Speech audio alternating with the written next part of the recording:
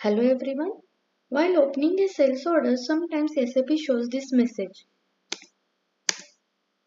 Sales document is currently being processed by another user.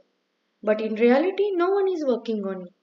So this happens when user session ends improperly, system crash, logout issue, network failure, etc. So SAP logs the document internally to protect data. So what to do? Let's see practical solution.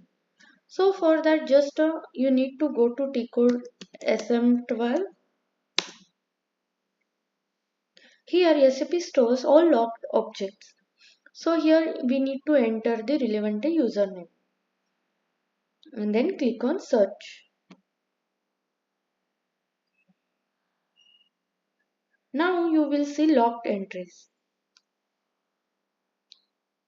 Here we can see table name VBAK. So we can identify that this entry is related to sales order.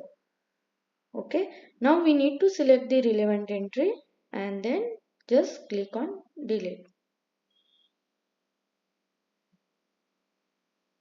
This will remove the log. Now let's try opening the sales order again. Just go to T code VA02 in change mode. Click on enter. And yes, it opens successfully. So whenever you face this issue, just go to SM12, delete the relevant log entry and your document will open. Thanks for watching video. Stay tuned.